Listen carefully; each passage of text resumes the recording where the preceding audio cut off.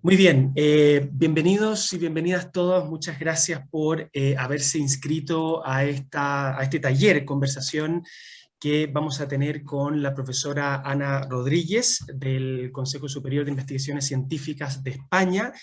Ella vive y trabaja en la ciudad de Madrid.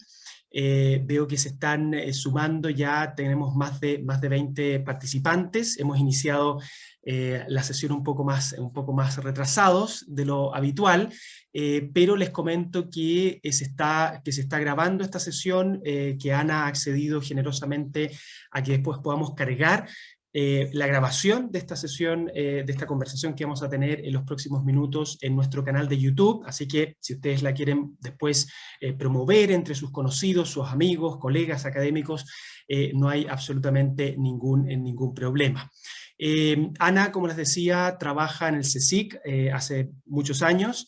Yo tuve el placer de conocerlas también hace varios años, ya no recuerdo exactamente en qué contexto, dónde y en qué momento nos conocimos, pero somos colegas. Ella es medievalista, ha trabajado la regionalidad, el tema de las reinas también, entre muchos otros temas que ha abordado de manera individual o colectiva en grupos de trabajos.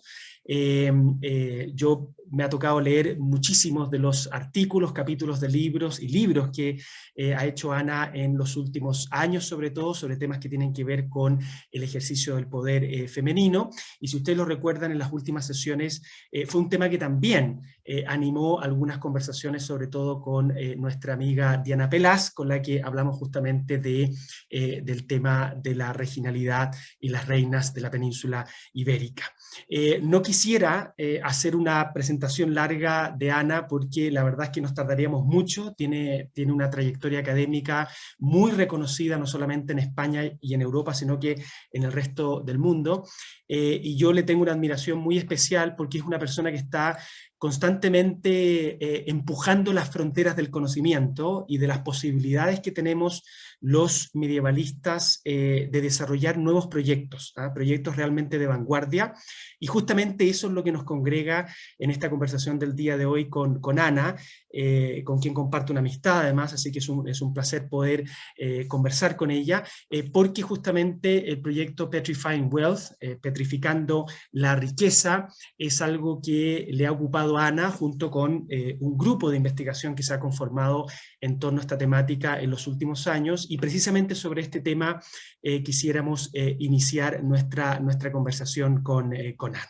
Yo voy a dejar de compartir esto, justamente para que podamos desarrollar nuestra conversación, y recordarles que por favor en el transcurso de esta conversación con Ana ustedes mantengan sus micrófonos y sus cámaras apagadas, para resguardar la intimidad, ¿no es cierto?, de cada uno de ustedes, y también para que no hayan interrupciones a lo largo de esta conversación. Ana, ¿qué tal? ¿Cómo estás? Qué gusto de saludarte. Muy bien, encantada. Muchísimas gracias por la invitación, José Manuel, y bueno, pues aquí desde la tarde veraniega madrileña. Excelente, nos separan con Ana aproximadamente 6 horas, aquí estamos transmitiendo desde Santiago de Chile.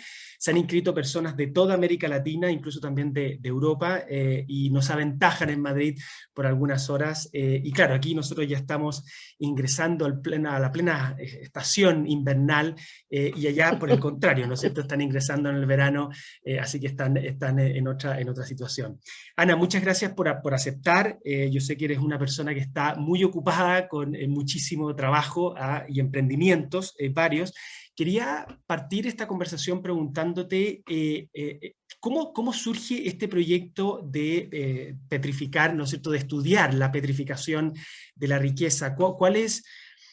¿En qué momento surge la pregunta, ¿no es cierto? Uno como investigador, es la pregunta la que nos mueve justamente. Nosotros estamos de repente en algún momento epifánico, por así decirlo, de un punto de vista intelectual, donde nos damos cuenta que vale la pena dedicarle años de investigación e invertir una gran cantidad de recursos, que entiendo que para este proyecto fundamentalmente fueron dispuestos por la Unión Europea, lo que también, digamos, señala la importancia del proyecto. ¿Cuál es ese momento epifánico donde tú dices, estás en lo más alto de un monte, quizás observando una ermita románica y dices, ¿qué pasa acá? Digamos, o sea, porque hay un momento donde se empieza a construir en piedra de manera muy profusa en distintas partes de Europa. ¿A qué fenómeno histórico responde esto? ¿En qué momento surge entonces esa pregunta? ¿O a partir de otro proyecto? No lo sé. Bueno, realmente surge en una conversación, que es como surgen la mayor parte de las cosas, porque esos momentos epifánicos pues se dan muy pocas veces estando uno solo, suelen ser conversaciones largas donde de repente empiezas a pensar. Realmente surge con mi colega digamos, un co-IP, co-investigador principal en este proyecto, el medievalista italiano Sandro Carocci, en una reunión de otro proyecto europeo que también coordinaba yo y bueno, pues que me pregunta muy sorprendido que había estado en Segovia el día anterior y que se había quedado totalmente sorprendido de la enorme barbaridad de construcción en piedra que hay en Segovia. Entonces es a partir de esa observación, que como pasa muchas veces en la vida, cuando uno tiene las cosas debajo de la nariz, pues no las complejizan y hace muchas preguntas, y cuando de repente pues alguien las plantea, se da uno cuenta de que realmente es una pregunta, ¿no? Y bueno, fue a partir de ahí, de darnos cuenta de que en una ciudad castellana como Segovia, media hora de Madrid, en una frontera medieval muy complicada y muy perdurable, ¿no? Que es como la frontera, bueno, pues contra los musulmanes de Al-Ándalus después de la conquista de Toledo. Hay una ciudad que en un momento dado y en un plazo muy corto de tiempo, en la primera mitad del siglo XIII, realmente entre 1180 1230, en una cincuentena de años, se construyen 30 iglesias en una piedra caliza fantástica y bellísima, perfectamente cortada, iglesias que están unas al lado de otras, ¿no? Y claro, la pregunta es, ¿por qué? O sea, ¿realmente hay necesidad de esto? ¿Responde a una necesidad, digamos, religiosa? ¿Es una necesidad organizativa? ¿Es una necesidad de control territorial? Y por supuesto, ¿con qué recursos? ¿Y cómo se hace esto? ¿Con qué recursos? ¿De dónde sale la enorme cantidad de recursos necesarios en piedra, en traslado de piedra, en construir unas iglesias realmente grandes de tamaño, ¿no? En un periodo de tiempo muy concentrado, ¿no?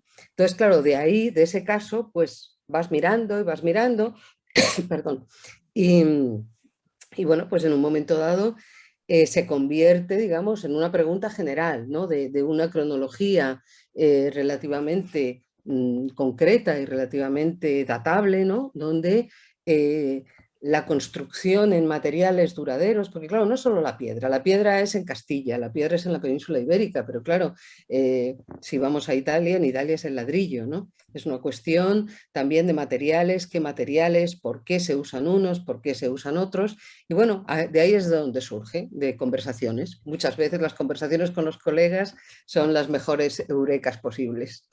Excelente, Ana. Muy interesante saber, digamos, cómo surge el proyecto. Muchas veces se queda con el resultado del proyecto, pero el proceso es tan importante, y para qué decir el origen, ¿ah? Ese momento donde tú, como tú bien decías, de repente hay cosas que nos resultan tan evidentes y tan obvias que no las investigamos y suelen estar en esos fenómenos históricos, preguntas y respuestas realmente fascinantes para avanzar nuestro conocimiento con respecto a la cultura medieval. En ese momento te iba a preguntar, Ana, en el fondo, ¿se presentan en ese momento de formulación del proyecto todas y cada una de las preguntas que tú le vas a hacer a este fenómeno con tu equipo? ¿O más bien la investigación los llevó a lugares insospechados? Ese es un poco lo que me interesa saber. O sea, cuando ustedes estudiaron un fenómeno que, como tú bien dices, es tan evidente, porque cuando uno viaja por toda Europa se da cuenta que la datación de la mayor cantidad de edificios de piedra se concentra en un espacio de tiempo. No es que tú tengas edificios medievales de piedra que se reparten en 700 años, sino que efectivamente, como tú dices, la gran mayoría se construyen en 100, 150 años. Entonces, los llevó esta investigación a lugares realmente insospechados. tuvieron que cruzar el bosque, por así decirlo de alguna manera, en este proyecto de investigación, en este transcurrir, o más bien desde un comienzo se plantearon ustedes todas estas interrogantes que tú muy bien mencionabas y que con el proyecto las fueron profundizando, resolviendo, para llegar, digamos, a conclusiones que de alguna manera ya se podrían haber formulado desde el punto de vista hipotético al principio del proyecto. Bueno, es un poco todo quiero decir, hay muchas cosas que uno intuye. Hay cosas que uno intuye una vez que, digamos, plantea la gran pregunta, que es, ¿y esto por qué? ¿No? Y sobre todo, y plantea el gran punto de partida, que es, bueno, es algo que es tan visible y tan evidente que hemos dejado de complejizar, ¿no? Hemos dejado de pensar que tiene, pues es una periodización, etcétera. O sea, vivimos tan imbuidos de algo que nos resulta tan natural, que es atravesar pues la península ibérica, el sur de Francia, Italia, y encontrarlo lleno de edificios medievales que nos parece como que forma parte del paisaje, ¿no? Digamos, esa es la primera constatación. Y la segunda es que, claro, esto es un proyecto europeo financiado por el European Research Council, que financia proyectos de investigación en todas las áreas y que busca dos características fundamentales en la financiación de los proyectos. Una,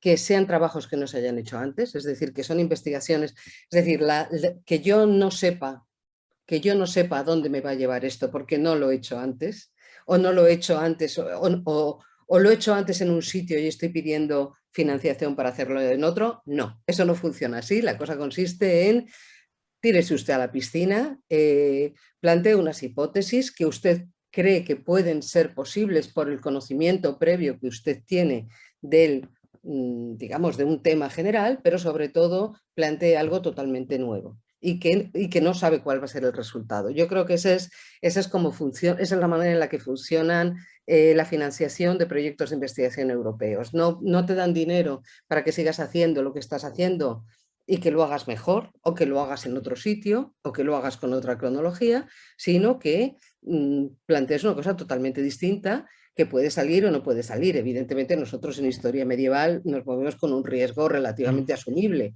pero también es el mismo riesgo, digamos, es lo mismo que se plantea en otras áreas donde a lo mejor sí que el riesgo de que las hipótesis no se cumplan implica una puesta totalmente del revés de un proyecto. Da igual, se supone que es para eso. Entonces, eso es un punto fundamental. Y el otro punto fundamental es que tú plantees un proyecto que tú no puedes hacer con una financiación nacional o con un grupo nacional, sino que tú necesitas un proyecto.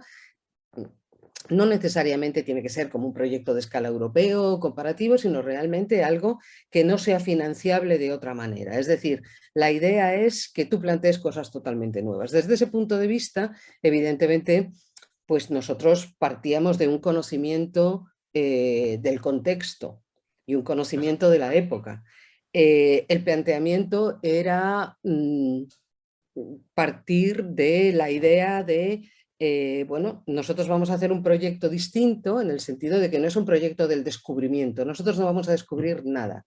No nos dedicamos a la egiptología, con lo cual no vamos a descubrir ninguna tumba, no vamos a encontrar el manuscrito perdido y hallado en cualquier otro lugar, sino que vamos a hacer todo lo contrario. O sea, vamos a mirar y ver algo que tenemos absolutamente interiorizado como parte de nuestro paisaje y vamos a decir, bueno, ¿y esto por qué? No es tan evidente, no es una cosa que haya surgido y que bueno, pues que no pase nada, ¿no? Entonces ahí es el punto de origen. Y a partir de ahí planteamos una serie de hipótesis que venían un poco de nuestro expertise, de alguna manera, ¿no? Porque al final uno termina siendo el conocimiento en estas áreas nuestras.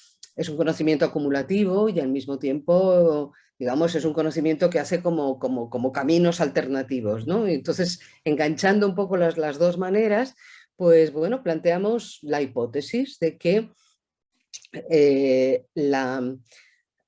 digamos, la causa fundamental que a todos nos puede venir a la cabeza es el crecimiento económico.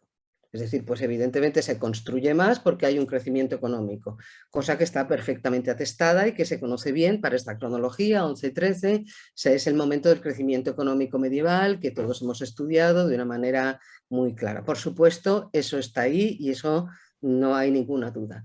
Pero claro, nosotros pensamos, bueno, pero es que a lo mejor no es solamente eso, a lo mejor hay otras cuestiones a tener en cuenta, ¿no? Y hay cuestiones a tener en cuenta, y ahí es un poco el planteamiento del proyecto, que tienen que ver con este cambio a los materiales duraderos, la piedra, pero también el ladrillo o la mampostería o, digamos, materiales que se conservan, en la construcción de edificios que por otra parte se llevaban construyendo a lo largo de toda la Edad Media. Es decir, Claro. nosotros no planteamos que no hubiera edificios y que luego los hay. No, lo que decimos es, había edificios y en un momento dado esos edificios que sabemos que existen por la documentación o que sabemos que existen por la arqueología y que han dejado muy poca evidencia material, porque generalmente son construcciones en madera, son construcciones en tapial, es decir, en arcilla, en arena, en todas estas técnicas de construcción que son muy perecederas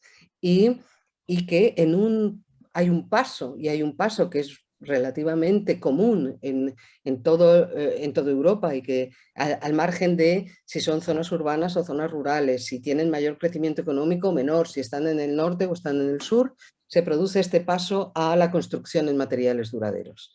Y este paso coincide en estos mediados del siglo XI como el momento inicial.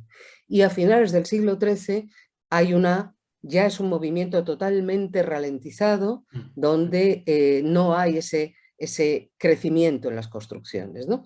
Entonces, eso era nuestro punto de partida, con la hipótesis de que hay una inversión, o sea, nuestra hipótesis es, hay una inversión en construcción en materiales duraderos. Esa inversión es evidentemente económica y tiene que ver con el crecimiento económico, pero es una inversión que hay que entender también en términos sociales.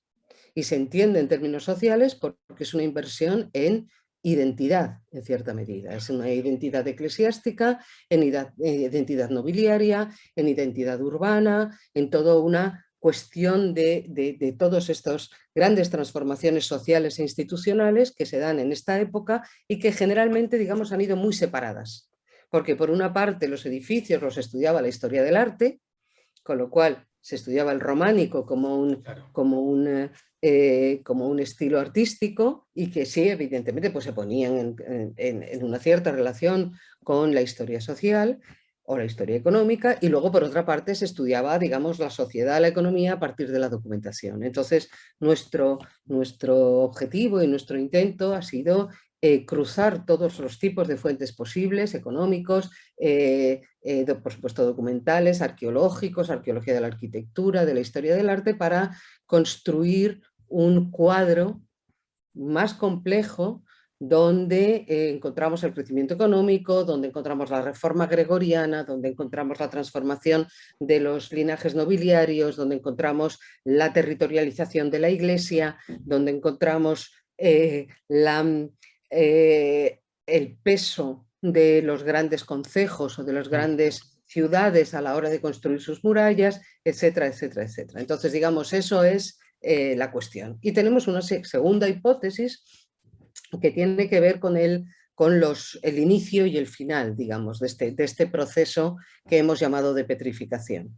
Y tiene que ver con esta idea de invertir en bienes inmuebles frente a la inversión en bienes muebles, fundamentalmente en la época previa, que se ven en todos los tesoros de las iglesias, etcétera, etcétera, que tiene más que ver con la inseguridad de un territorio donde a lo mejor pensamos, ¿no?, que es mucho más fácil coger todas las cosas, meterlas en un saco y salir corriendo e instalarse en otro sitio. Pero al mismo tiempo, digamos, por la parte final, por el final del siglo XIII y comienzos del siglo XIV, nuestra hipótesis tiene que ver con el hecho de que si consideramos el siglo XIV como el gran siglo del inicio del consumo generalizado, por la enorme cantidad de datos que tenemos de comercialización a la escala local, de mercados de segunda mano, digamos, de las grandes redes en los pequeños núcleos urbanos, Entonces, a lo mejor, digamos, esa riqueza que ya no es necesario invertir en la construcción, pues permite, digamos, aplicarla, permite trasladarla a otro tipo de bienes que son bienes más de consumo, ¿no? Y que quizás explicaría también ese crecimiento del consumo en el siglo XIV. De todas formas, estamos en ello, este proyecto todavía no se ha acabado, le queda 1 año y medio y hemos, digamos, hemos comprobado cosas que pensábamos, nos hemos sorprendido enormemente por otras y en ello seguimos estando. Fantástico, Ana. A mí me consta un poco por todo el tiempo que te conozco que efectivamente te has lanzado a la piscina, puedo dar fe de eso, porque obviamente tú venías trabajando otros temas, igualmente fascinantes, pero otros temas. Estamos conversando con Ana Rodríguez del CSIC de Madrid, lo digo para las personas que se han sumado a nosotros en los últimos minutos, una conversación muy interesante respecto a un proyecto colectivo financiado por la Unión Europea sobre la petrificación de la riqueza y todas las consecuencias y todas las teorías históricas que se pueden generar en torno a este tema. Me parece fascinante también, Ana, lo que comentas, porque hay muchos estudiantes escuchándonos, ¿no es cierto?, el tema de problematizar o hacer histórico o someter al análisis histórico una cosa que es tan evidente y que por evidente se obvia, ¿no es cierto? Muchas veces en los últimos años vemos que los estudiantes están en búsqueda de temas quizás un poco más periféricos, más complejos, con menos evidencia, que no se han tratado, y quizás los temas que tenemos más a la vista, o por así decirlo, más tradicionales, requieren de una mirada más compleja, más interdisciplinaria. En su momento creo que lo conversamos con respecto a un tema que a mí me tocó tratar, como son los orígenes parlamentarios, que es un tema que se trabajó mucho en el siglo XIX, a los historiadores del derecho, y que son temas que hay que seguir trabajándolos, con nuevas miradas, con nuevas problemáticas y de manera cada vez más interdisciplinar. Te referías, Ana, un poco al tema del tiempo, ¿no es cierto? Hablamos del siglo XI, del siglo XII, del siglo XIII, muy interesante ver cómo ya con toda una Europa casi entera petrificada, ¿no es cierto?, se produce una disminución bastante sustantiva de las construcciones de piedra hacia fines del XIV y comienzos del XV. Quería llevarte también a la geografía, ya que hablamos del tiempo. Entiendo que el proyecto se centra fundamentalmente, aunque no únicamente en Italia, en España, en las zonas más mediterráneas, y tú mencionabas anteriormente un tema de la identidad, que me parece realmente fascinante, porque este no es simplemente un fenómeno comercial o económico, es decir, la capacidad dispositiva de bienes para poder levantar estas construcciones que son evidentemente mucho más costosas que las que se venían levantando hasta entonces, sino que hay todo un fenómeno de identidad. Esa identidad y digamos, el acotado geográfico del proyecto se refiere también a algo mediterráneo, se refiere a un tema de recuperación de Roma, en ese sentido, digamos, muy arquitectónico, por así decirlo, del románico, de Roma, ¿no es cierto?, de esas zonas. ¿Cuál han sido un poco las razones, digamos, o la estructura que ustedes los ha llevado a acotar geográficamente el proyecto? ¿Han visto otras áreas? ¿Está planificado dentro del proyecto extenderse más a las áreas del norte extremo de Europa, de otras zonas periféricas? ¿Cómo ves tú un poco ese análisis más geográfico de la petrificación de la riqueza en esos siglos? Bien, esa fue una cosa a la que dimos realmente muchas vueltas, cómo hacer. Para empezar, es imposible abarcarlo todo. Entonces uno tiene que poner límites. Entonces, claro, ¿dónde pones los límites? Claro, hay un problema con la parte del norte de Europa, que es hasta épocas muy tardías la construcción es en madera.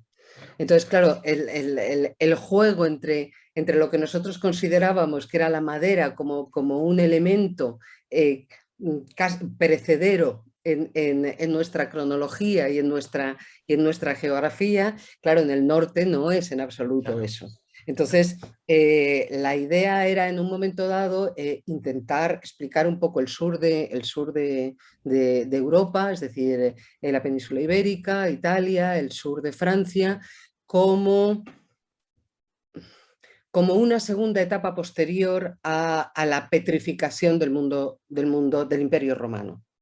Es decir, si consideramos que el mundo romano es una grandísima petrificación, que lo es, esta segunda petrificación nuestra vendría unos cuantos siglos después, con unas condiciones y con unas circunstancias totalmente distintas. Es decir, bajo ningún concepto consideramos que esto sea una herencia del mundo romano, ni muchísimo menos. Pero realmente hay una continuidad en ciertas cosas y, por ejemplo, en el caso de Italia hay un fenómeno absolutamente fascinante que aunque en teoría sepas, no eres capaz de hilarlo en el conjunto, ¿no? Que es la reutilización de los materiales romanos. Es decir, la petrificación italiana se hace básicamente en ladrillo, pero no es un ladrillo nuevo, es un ladrillo recuperado de los edificios antiguos, con todo el enorme trabajo que tiene eso, porque claro, uno siempre puede pensar, nosotros lo que nos ha venido increíblemente bien esto es para quitarnos ideas preconcebidas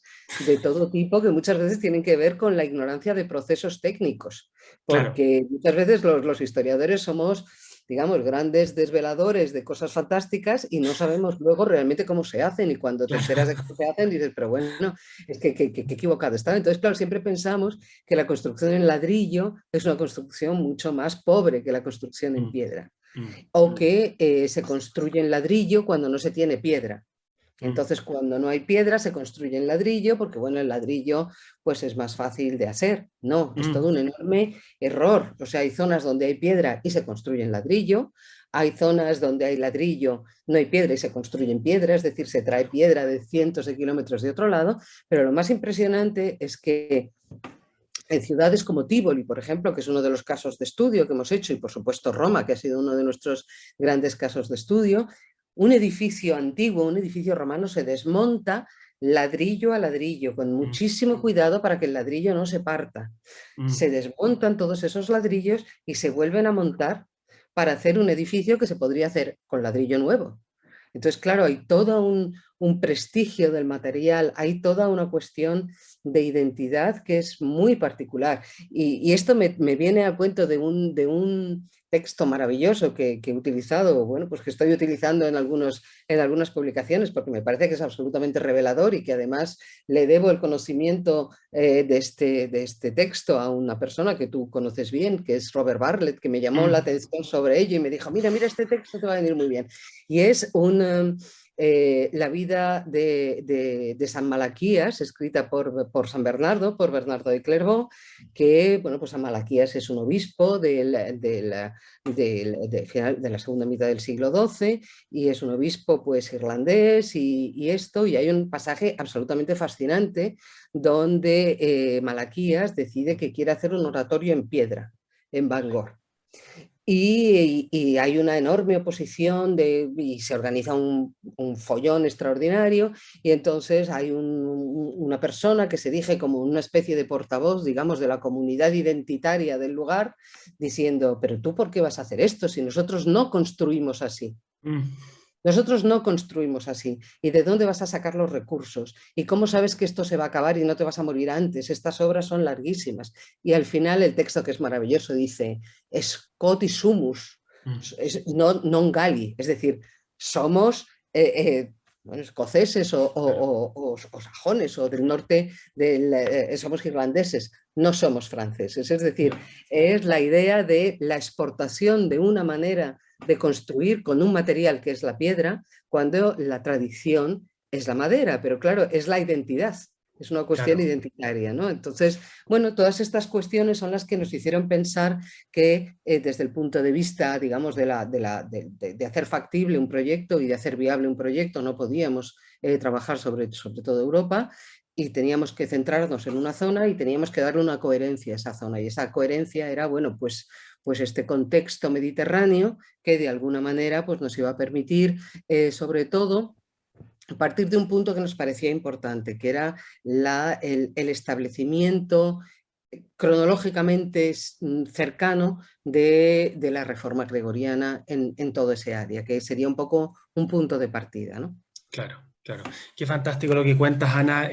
Se me vienen tantas cosas a la cabeza cuando dices un poco que los historiadores muchas veces no manejamos cosas tan importantes para nuestra investigación como las técnicas, lo que también es un grito desesperado por la interdisciplina, ¿no es cierto? La necesidad de la interdisciplina, pero en serio, no el trabajar con los de literatura y filosofía, el trabajar con los de ingeniería, de tal manera que una persona pueda leer Estoy pensando, por ejemplo, esas palabras del abad Suger, ¿no es cierto?, sobre su administración y la construcción de la abadía de Saint-Denis, que tú conoces muy bien, y lo puede interpretar con otros ojos, que pueda tener otra mirada y pueda observar, como a mí me ha pasado algunas veces conversando con personas de otras disciplinas muy distantes a la historia, temas que los historiadores sencillamente no somos capaces de ver por nuestra formación. Entonces creo que ahí hay un punto tremendamente fascinante, junto también con, se me venía a la cabeza, ¿no es cierto?, el famoso Teófilo y sus artes diversas, ¿no es cierto?, la necesidad que tenemos también de entender cómo se construían las cosas, pero también entender cómo se construían en ese momento. O sea, porque efectivamente Teófilo hace referencia, ¿no es cierto?, al arte más que a la construcción en sí misma, pero a las distintas técnicas. Se me viene a la cabeza poderosamente una cosa, un fenómeno, Ana, que probablemente geográficamente se aleja un poco de lo que ustedes están trabajando, pero que me parece que es un caso de estudio fascinante que probablemente ustedes han considerado, quizás no en profundidad porque no corresponde a la geografía principal del proyecto, que son las Stavkirke de Noruega. ¿Por qué te menciono esto? Porque para mí es realmente impresionante ver cómo estas iglesias de madera, que como tú bien sabes se levantaron entre el siglo XII y el siglo XIII en distintas partes de Escandinavia, sobrevivieron solo en Noruega. Y que cuando tú vas, por ejemplo, a Dinamarca, vas a Ribe, cuando tú vas a Skara, Uppsala, a otros lugares, te encuentras con iglesias de piedra. Son pocas, naturalmente, como tú bien dices, no te encuentras la cantidad de iglesias de piedra o ladrillo, la iglesia de Roskilde, por ejemplo, que está en ladrillo, no te las encuentras en cantidades o concentraciones como te las encontrarías en la Europa mediterránea. Pero hay un fenómeno que es realmente fascinante, porque uno se hace esa pregunta, ¿por qué estas iglesias de madera que naturalmente imitaron en su momento los templos politeístas nórdicos antiguos, con obviamente algunas diferencias, que tú las ves con estas especies de gárgolas que son parecidas también a los mascarones de proa de los barcos vikingos? ¿Qué cosa más singular y qué fenómeno histórico, arquitectónico más interesante? Pensaba también en el tema de la identidad, que observar que así como Suecia y Dinamarca reemplazaron prácticamente la totalidad de esas stavkirke de madera que habrían tenido en el siglo XII y XIII por iglesias de piedra, perdón, que se debe, entre otras cosas, se piensa a la riqueza y a la conexión y los vínculos que tenía Suecia y Dinamarca a diferencia de Noruega, y que en Noruega es prácticamente el único lugar donde tienes que ir para poder visitar todas estas, porque son más de 35 iglesias de madera. ¿Qué es lo que piensas tú sobre eso? Porque tal vez no sea parte del proyecto, pero sí creo que tiene muchísimo que ver con el proyecto. O sea, cómo en un lugar donde en Escandinavia existían todas estas iglesias de madera, en unos lugares se reemplazaron por iglesias de piedra, la iglesia románica de Ribe, por ejemplo, la primera que se me viene a la cabeza. En cambio, Noruega conservó prácticamente todas esas iglesias, excepto con la grandísima, no es la única excepción, la iglesia de Trondheim, la iglesia de Nidaros, claro, porque la iglesia de Nidaros es el gran relicario de San Olaf II, que es el gran patrono de Escandinavia, pero además es súper interesante porque es una iglesia francesa. O sea, tú miras la iglesia, la catedral de Nidaros, ubicada en la ciudad noruega de Trondheim, y no tiene nada que ver con las stavkirke de madera, no tiene nada que ver con las otras iglesias de piedra que tienen un estilo más germánico, más alemán del Sacro Imperio, típicamente basilical. Es una iglesia francesa, es una iglesia que podría estar en Reims, que podría estar en Amiens, que podría estar en Toulouse, o sea, la fachada. Y se piensa, ¿no es cierto?, que la figura de San Olaf es tan importante que trasciende evidentemente Noruega por todo el peregrinaje y todo eso, y se manda a construir en el siglo XIII esta tremenda catedral gótica francesa en la mitad de Noruega. Entonces, qué interesante un poco lo que tú señalas de lo identitario, ¿no es cierto? No solamente la idea de tener la capacidad económica y constructiva, técnica de levantar estas iglesias, sino que también el hacerlo, y tú citabas ese maravilloso pasaje irlandés, ¿no es cierto? El hacerlo porque es lo que nos corresponde culturalmente. Sí, bueno, para evitar el problema de las iglesias de madera noruegas es por lo que decidimos, entre otras cosas, dejar el norte de Europa de lado, porque evidentemente es un contexto probablemente no diferente del todo, pero sí con unas connotaciones distintas para abordar en un proyecto compacto y con un tiempo, digamos, limitado. Ahora bien, también nosotros estamos preparando un último gran congreso del proyecto, estamos haciendo muchos congresos, muchas reuniones, estamos llegando a conclusiones y yo estoy aprendiendo increíblemente de cosas como, por ejemplo, la parte puramente de historia de la construcción del proyecto que tenemos, que es un poco lo que dices, ¿no? Esta cosa de decir, bueno, pues arquitectos especializados en historia de la construcción que realmente nos explican y vemos con ellos qué es lo más caro de construir en una iglesia. Es decir, no tenemos en estas fechas, no tenemos registros de gastos, no tenemos, digamos, las cuentas de las construcciones de las iglesias que tenemos para finales del siglo XIV, el siglo XV, y la única manera que podemos saber si las iglesias eran caras o baratas, evidentemente hay cosas que sabemos, una catedral es mucho más cara de hacer que una ermita, por supuesto, pero luego, claro, hay toda una serie de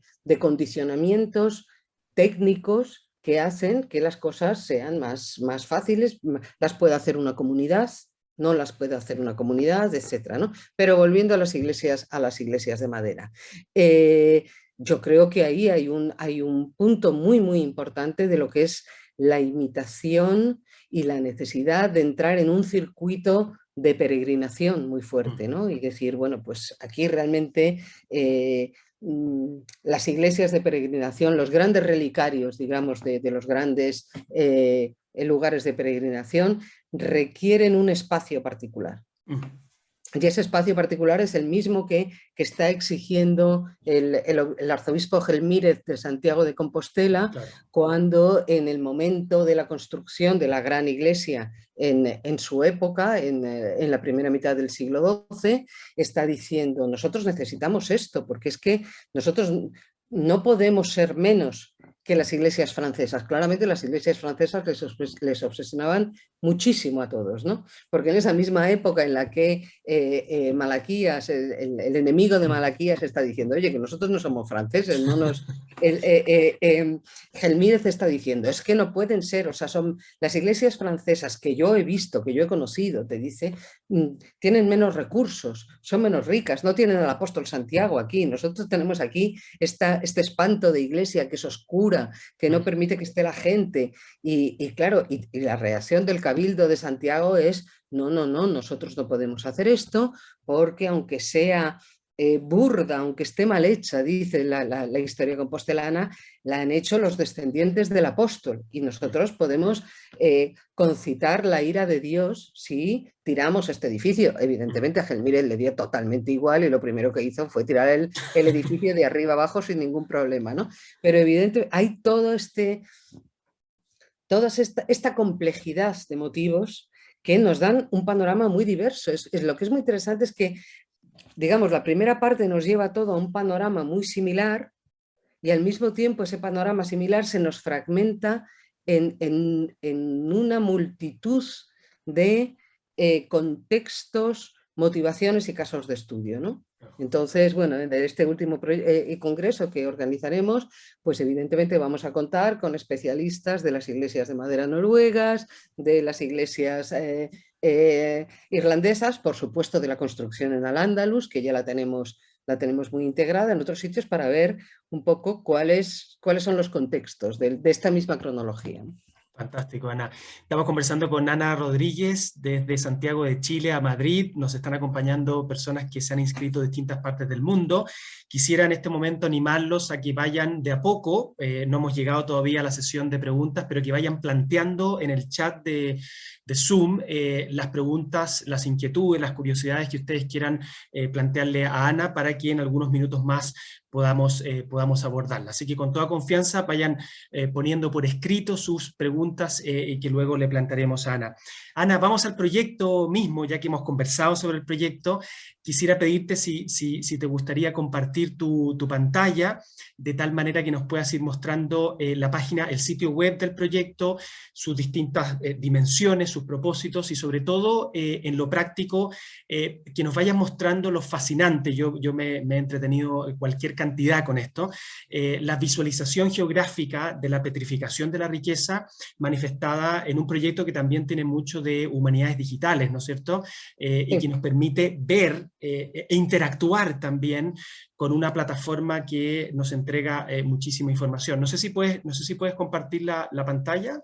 Sí, voy a ver si comparto y hago esto bien, porque a veces estas Sí, cosas la no podemos las... ver, Bien, fantástico. Ahí está la perfecto. página web. Bueno, pues yo creo que, quiero decir, una de las grandes ventajas de estos proyectos europeos muy bien financiados es que permiten hacer estas cosas, es decir, permiten contratar a mucha gente, contratar equipos muy variados, pues ya lo he dicho, tenemos arqueólogos de la arquitectura, historiadores del arte, arquitectos y tenemos también especialistas en sistemas de información geográfica y de humanidades digitales, que son los que nos han, digamos, con los que hemos trabajado y con los que seguimos trabajando, porque forman parte del proyecto, en hacer lo que es uno de los objetivos principales de este proyecto, que es hacer un censo y una sistematización de edificios, tanto laicos como eclesiásticos, de la cronología del 11 al 13, es decir, de mediados del 11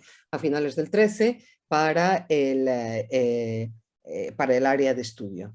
Entonces, bueno, pues aquí tenemos nuestra página web, que yo les animo a ustedes a que entren, que vean lo que hemos publicado, que vean todo lo que hemos hecho y... a ver, lo más importante para ahora es entrar en la cartografía. Sí, puedo entrar en la cartografía, que luego a veces pues estas cosas se complican. Disculpen el ir y venir, pero voy a ver si entro en la cartografía por aquí, porque no sé por qué tengo el ordenador muy ralentizado. No, pues se me ha quedado esto un poquito Yo por atrás. mientras, Ana, voy a indicar la dirección del sitio Vale. en el chat para que la gente pueda también ingresar y apreciarlo en sus casas. Sí, no sé por qué no entra en el... Bueno, voy a entrar a través de Twitter y así también pueden ver la dirección de Twitter y además, bueno, pues que nosotros estamos aquí ahora mismo en el taller del medievalista, que aparece en el Twitter del proyecto. Bien, mejor entro ya por aquí. A ver si de esta manera resulta más fácil. Bien. Ahí estamos, muy bien. Vale.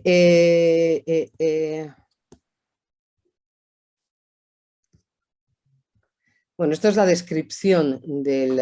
vale, aquí. Bien.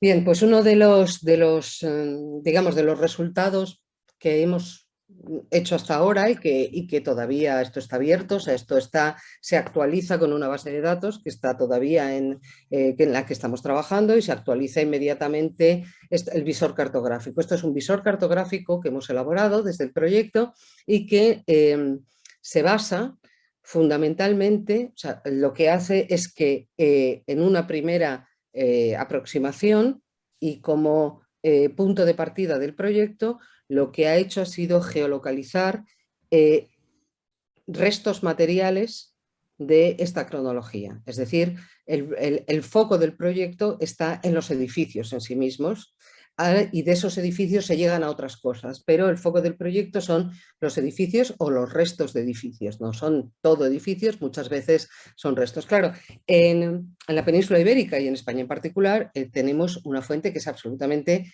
extraordinaria, que es la Enciclopedia del Románico.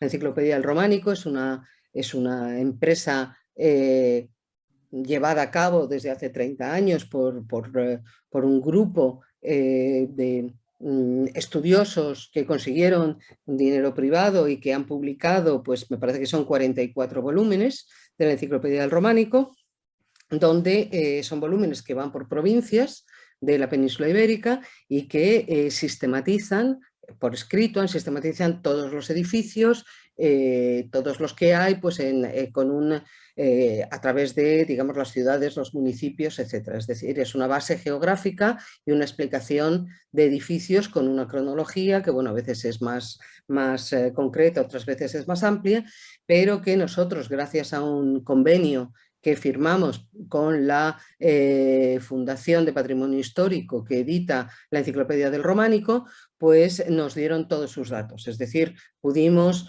utilizar toda su base de datos para nosotros, digamos, trabajar sobre esos edificios. Es decir, nos dieron como de una manera muy generosa esa primera capa de edificios con la que hemos trabajado, que corresponderían a la península ibérica. El resto de la zona de estudio queda todavía mucho por trabajar y procede también de toda una serie de fuentes diversas, del románico en los mapas, de capas de Google, de departamentos franceses que tienen sus propias bases de datos. Es decir, hemos hecho un trabajo técnico, por una parte, de creación de un visor cartográfico muy grande y luego, por otra parte, un trabajo muy grande de vaciado de datos de muy distintos conjuntos de datos de todo tipo y condición.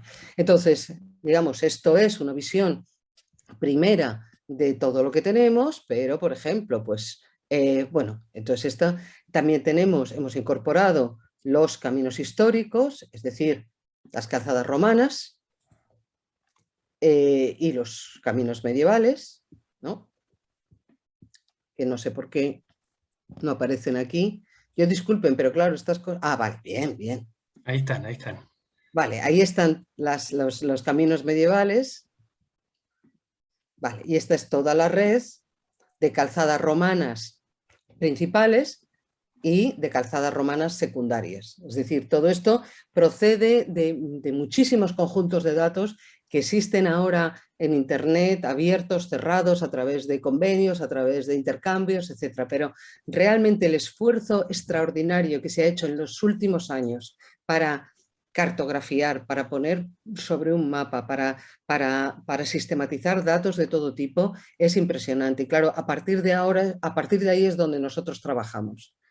Porque nosotros no podríamos haber hecho este trabajo desde cero. Es decir, todo esto es un trabajo, por supuesto, la de las calzadas romanas, las vías, etcétera. Todo esto es un trabajo que nosotros hemos utilizado, digamos, nos hemos subido a hombros de gigantes, de alguna manera, para sistematizar todo lo que hemos encontrado por nuestro camino, ¿no? Camino de Santiago, como bien saben ustedes, y esto es la Vía de la Plata. Son los dos grandes caminos sobre los que veremos que se asienta buena parte de los edificios. Por otra parte, aquí todas estas áreas en gris son áreas donde nosotros ya tenemos toda la documentación, tenemos mucho trabajado, pero todavía no lo hemos abierto al público, lo abriremos por etapas en los próximos meses hasta el final del proyecto, porque uno de los compromisos que hemos adquirido con la financiación europea es los datos abiertos, es decir, que cuando acabe este proyecto no solo todos los resultados de las investigaciones van a estar en abierto, sino que los propios datos van a estar en abierto y van a poder ser descargables y van a poder ser utilizables y evidentemente pues estos son los datos. Y si vamos a los edificios,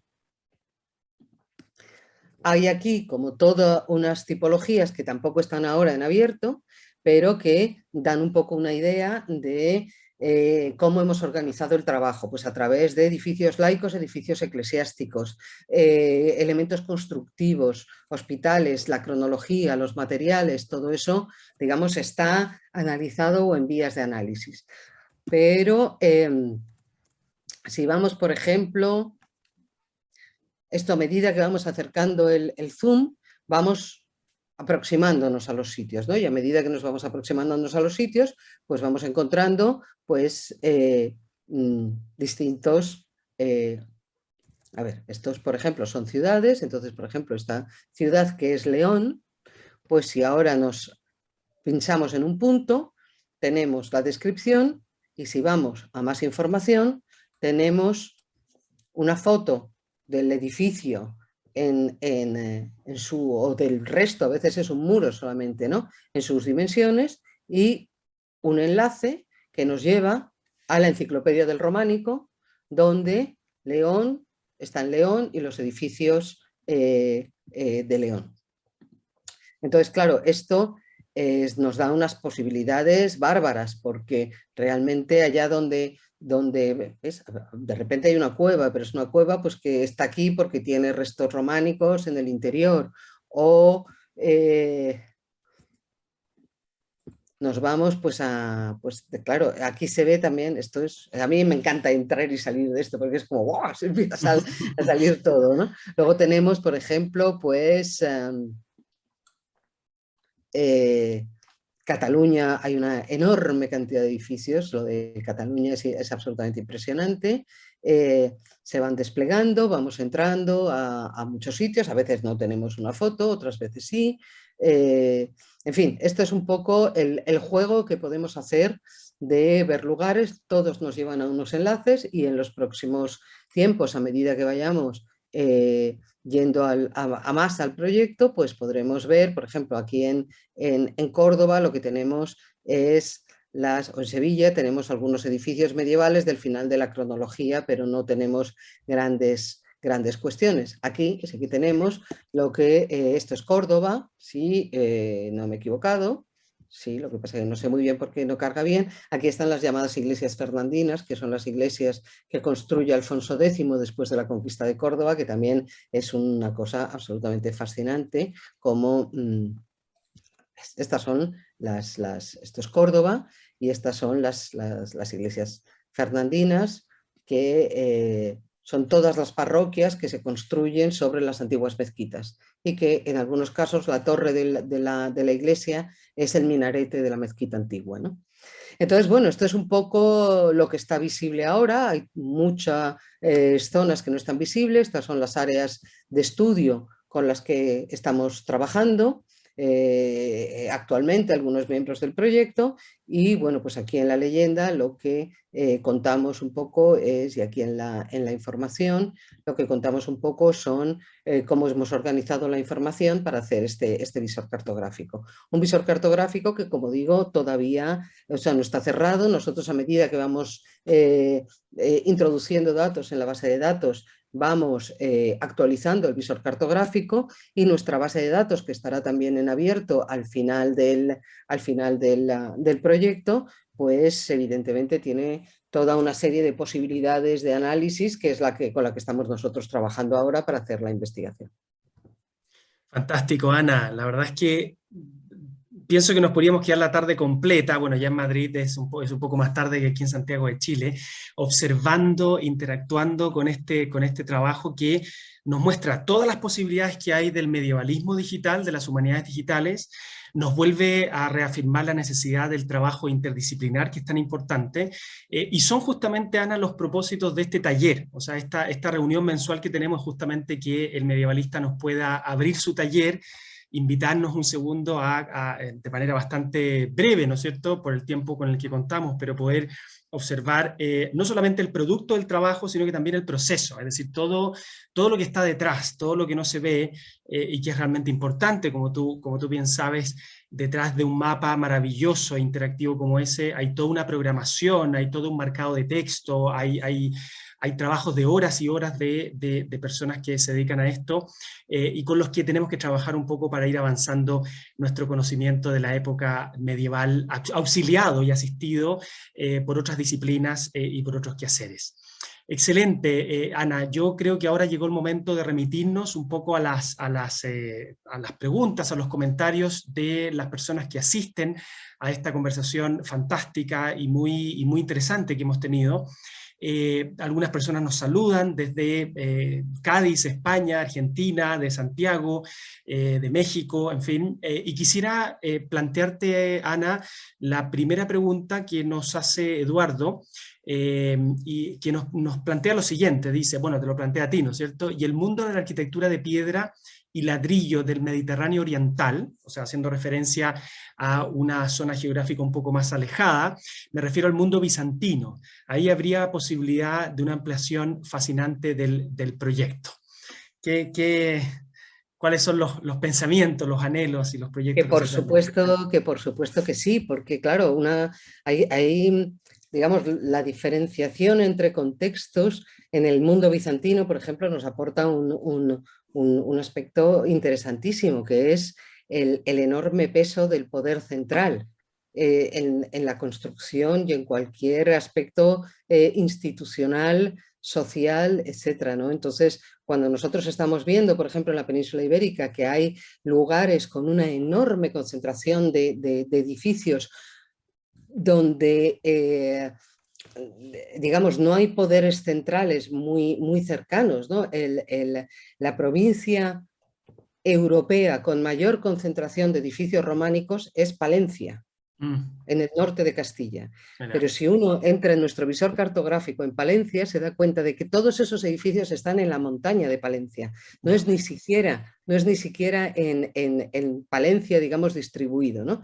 Y la montaña de Palencia es un sitio relativamente complicado, es decir, no es un lugar donde haya unos asentamientos de poder muy importantes, ¿no? Entonces, ese es un contexto social distinto del que puede ser el entorno de un gran monasterio o, como sería el caso del mundo bizantino, un poder imperial absolutamente presente en cualquier manifestación simbólica, iconográfica y de representación, ¿no? Entonces, todo este tipo de cosas, quiero decir que a mí lo que me hace pensar en las muchísimas posibilidades que tiene este proyecto después de que se acabe el proyecto, es que, bueno, esto es una cosa a completar, es decir, este visor cartográfico se puede ampliar por arriba, por abajo, por la izquierda, por la derecha, por cualquier lugar, y todo pueden ser cuestiones interesantes. Entonces, yo creo que lo interesante aquí es crear herramientas, que esas herramientas puedan ser reutilizadas, ampliadas, transformadas y a su vez no se queden en herramientas, sino que puedan plantear realmente preguntas históricas y puedan ayudar a visibilizar cuestiones que desde el propio documento no vemos. Porque también estamos trabajando con la documentación y estamos trabajando con los documentos que no existen. Es decir, lo que yo he planteado, lo que está en el visor, son los documentos de los que queda algún vestigio material identificable y hasta cierto punto, digamos, datable, ¿no? Pero hay toda una parte que estamos haciendo regionalmente y por casos de estudio, porque es totalmente imposible de hacer en todo el área de trabajo, que es hacer un censo también y sistematizar en la propia base de datos, y que se verá en el visor cartográfico, se verá lo que no se ve, que son los edificios que no se conservan, pero que sabemos que existían y que en muchos casos sabemos dónde estaban. Evidentemente, los que no sabemos dónde estaban no podemos ir mucho más allá, ¿no? Entonces nosotros estamos jugando mucho con la idea de lo visible y lo invisible, ¿no? Y cuál es la ratio de alguna manera entre lo que se ha conservado y lo que no se ha conservado. Y claro, la gran pregunta es por qué se conservan unas cosas y otras no. Es decir, sería volver a la pregunta de Noruega y del mundo nórdico, claro, ¿no? Es una cuestión de destrucción, digamos, involuntaria, es una cuestión de destrucción voluntaria, toda una serie de preguntas que surgen en este juego entre lo que se conserva, lo que no se conserva y lo que es de una manera y de otra. Claro. En ese sentido, Ana, bueno, hay un planteamiento que hace aquí Eduardo que dice si se pueden hacer llegar informaciones al proyecto sobre edificios o restos significativos. Tengo alguna información sobre edificios e iglesias románicas en Galicia. Te lo planteo porque algunas veces, claro, estos proyectos tienen esa extensión que llamamos, ¿no es cierto?, colaborativa, ¿no es cierto? Bueno, nosotros realmente, desde el primer momento, para mí fue un objetivo importante implicar en el proyecto a toda una serie de asociaciones, personas, fundaciones, de una actividad asombrosa y de un conocimiento y de una capacidad fantástica, porque curiosamente, claro, digamos, siempre hemos intentado que el proyecto no se identifique con el románico, porque la cronología no es, o sea, podemos pensar pues, que lo que para nosotros es románico, en Francia lleva 100 años siendo gótico, ¿no? Claro.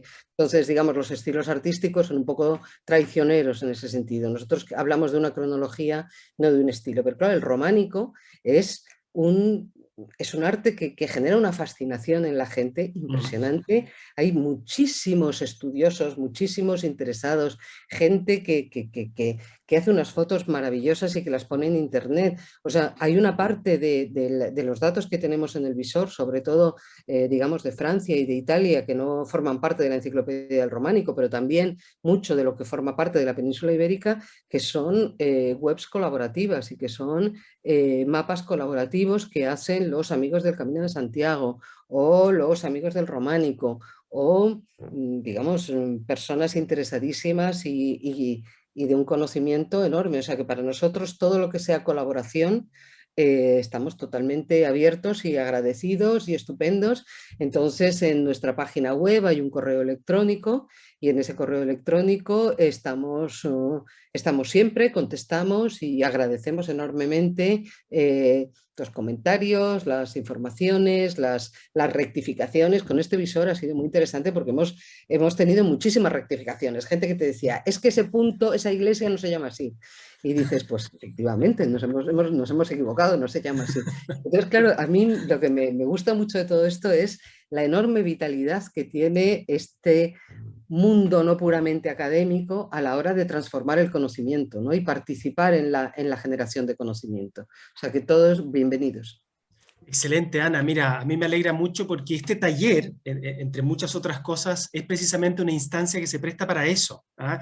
Dentro de una erudición mezclada con la informalidad, con lo ameno, con una conversación, van surgiendo propuestas, van surgiendo ideas y se va extendiendo el campo colaborativo que, como tú bien dices, es tan necesario para un proyecto tan complejo, ¿no es cierto? Porque como tú bien dices, es evidente que esto había que estudiarlo, pero el proyecto es complejo, o sea, requiere de una cantidad de curaduría de datos, de procesos, de lo que tú bien dices, cosas que existían y ya no existen, pero que de alguna manera hay que reseñarlas igual, que obviamente el esfuerzo colaborativo y la extensión que pueda tener este proyecto al mayor conocimiento de las personas en toda Europa y en América Latina y en otras partes donde se estudia la época medieval, es también parte de la vitalidad del proyecto y tributa de una manera súper especial a sus propósitos. Así que lo encuentro fantástico. Quisiera ir ya terminando con preguntas. Con una última pregunta, Marcela nos plantea, Marcela, le mando un saludo, nos pregunta, ¿qué criterio han usado, Ana, para escoger los edificios que se ajustan a la búsqueda? Ese es un poco lo que nos plantea Marcela a partir de la muestra que nos hiciste de la plataforma de la visualización.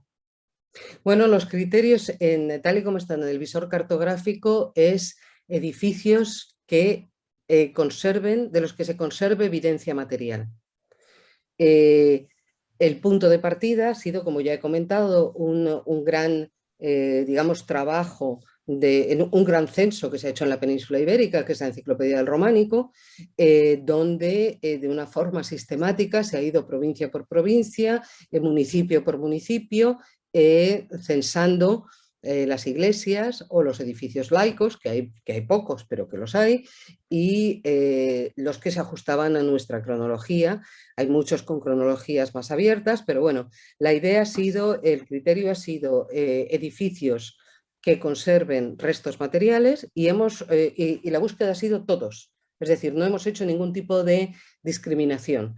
Hay muchas cosas que se pueden completar, hay zonas que todavía nos faltan por completar, por ejemplo, Galicia no hemos introducido todavía, o sea, están introducidos todos los edificios, pero nosotros tenemos ahora una diferenciación en los edificios entre los que están, digamos, introducidos sin un análisis y los que son en torno a 18.000, los que aparecen en el visor cartográfico, y los que hemos analizado posteriormente nosotros en el equipo, a los que les hemos asignado una cronología, una tipología, unos tipos de materiales, unos componentes, si tienen torres, si tienen pórticos, etcétera, y esos son en torno a 8.000. Todo eso está en la base de datos. Por ejemplo, no analizados pero incorporados estarían todo Galicia, pero analizados hemos analizado solamente los de la provincia de Orense, ¿no? Estamos en ello, como digo, esto todavía es un trabajo en curso, pero ese es el criterio. Luego estamos incorporando nuevos datos procedentes de la documentación, pero digamos, yo tengo... me preocupa mucho mezclar niveles de datos, que creo que no se pueden mezclar, de tal manera que está muy diferenciado los edificios que conservan restos materiales y los edificios que aparecen en la documentación y no tienen restos materiales. Entonces, ese es un criterio fundamental metodológico para este proyecto. Fantástico. Ana, quisiera cerrar con una pregunta que nos plantea nuestro querido amigo y colega medievalista chileno Ítalo Fuentes. Dice: estimada Ana y José Manuel, hay una relación entre las materias, entre los materiales y las formas. Es decir, la piedra, el ladrillo o la madera exigen, desde su materialidad, formas diversas. ¿Han incorporado esta posibilidad en el proyecto? Sí, de hecho, claro, uno de los aspectos fundamentales del proyecto es diferenciar los materiales dentro de las iglesias. Lo que pasa es que hay una cosa que es cierta, o sea, siempre hemos podido pensar que efectivamente pues el ladrillo implica una técnica menor, implica un coste menor, implica un conocimiento técnico menor, y no siempre es así. Entonces, lo que sí que estamos jugando es con cuestiones más de, por ejemplo, por qué en una ciudad como Toro, en Zamora, hay toda una serie de iglesias en ladrillo, pero la colegiata es en piedra. Es decir, no es una cuestión de acceso diferencial a los materiales, sino es una cuestión que tiene que ver con, digamos, objetivos sociales, con distintos tipos de identidades, evidentemente con distintos usuarios, con distintas comunidades que puedan usar unas cosas u otras. También tiene que ver con la necesidad a lo mejor de hacer una iglesia muy rápido, y entonces se hace en ladrillo, no porque sea más barato, sino porque se hace más rápido que una iglesia en piedra, ¿no? Pero sí, el material es un aspecto muy, muy importante, y las formas diversas sí que se pueden ver, sí que se pueden ver, la combinación de materiales también, es decir, la enorme versatilidad de combinar piedras de distintos tipos, líneas de ladrillos en distintos lugares, combinar piedra y ladrillo por cuestiones estéticas o por cuestiones de ahorro de materiales, por toda una serie de cuestiones. Hay muchísimos edificios que tienen piedra y ladrillo al mismo tiempo, es decir, y bueno, por supuesto, unos edificios fantásticos que son los edificios del entorno de Ávila, lo que se ha considerado siempre, pues bueno, pues de influencia mudéjar muy importante, y estos edificios muy significativos, altísimos, muy potentes como edificios, donde se combina la piedra y el ladrillo para dar digamos, una estética, que es una estética muy del mudéjar andalusí, ¿no? Entonces, bueno, pues en los materiales todavía estamos en ello, es decir, no es lo que hemos dado más resultados por ahora, porque es complicado entender el sistema, pero sí, realmente yo creo que puede dar resultados interesantes. Excelente, Ana, ha sido una maravillosa experiencia conversar contigo.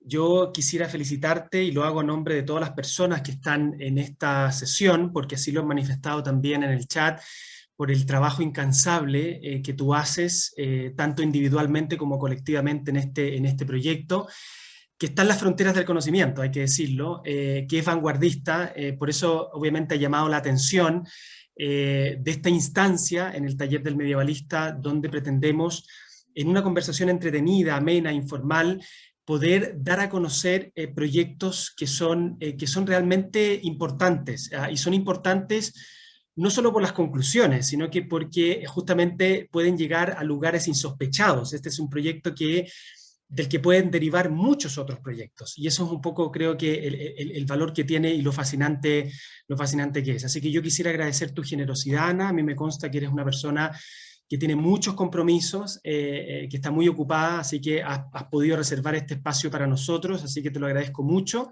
Quisiera también aprovechar de agradecer a todas las personas que se sumaron a esta sesión, que han planteado preguntas, que han participado. Muchos de ellos te mandan también sus felicitaciones, y les ha parecido una sesión muy luminosa y muy, muy interesante. Así es que no me queda más que decirles que en julio no vamos a tener en el taller del medievalista porque tanto en América Latina como en Europa, julio es un mes complicado, donde estamos cerrando el semestre, las notas, los académicos estamos con la cabeza puesta en otras partes, así que probablemente a fines de agosto volveremos ya con nuestra sesión correspondiente a ese mes, con otro proyecto, conversando con otro medievalista de alguna otra parte del mundo. Así que muchísimas gracias, Ana, ha sido realmente un placer conversar contigo, además que somos amigos, nos conocemos hace tiempo. Espero poder verte a fines de este año o comienzos del próximo, si es que se puede viajar y están las condiciones sanitarias para poder hacerlo. Y bueno, vaya para mí también un gran saludo y un abrazo a todas las personas que mes tras mes se van vinculando con esta actividad, le van encontrando el sentido y la encuentran provechosa también en todos los sentidos. Así que muchísimas gracias. Nos Muchas gracias ahora. a ti, José Manuel, ha sido un placer y bueno, pues yo estoy encantada de haber estado con vosotros y de haber podido exponer el proyecto y bueno, pues cualquier cuestión es bienvenida. Tenemos una web, un Twitter, un correo electrónico, otra cosa no será, pero posibilidades de conectar tenemos muchísimas. Extraordinario. Muchas gracias, Ana. Muchas gracias a todos ustedes. Ahí en el chat les he puesto la dirección del proyecto, donde pueden acceder a toda la información. Además, esto hay que agradecerlo porque es todo gratuito, es información que se dispone universalmente y está también, como dice Ana, las redes sociales, que son también un medio fantástico de llegar a muchas personas con el conocimiento histórico, que es una misión que los académicos tenemos que asumir con muchísimo compromiso. El conocimiento es para todos y creo que eso también está en el corazón de este proyecto. Así que hasta luego y nos veremos en un par de meses más. Muchas gracias por sumarse y muchas gracias, Ana, y espero que nos podamos ver presencialmente pronto. Muchas gracias. Adiós. Muy bien, gracias y buen invierno, que será verano aquí. Adiós, hasta luego. Adiós.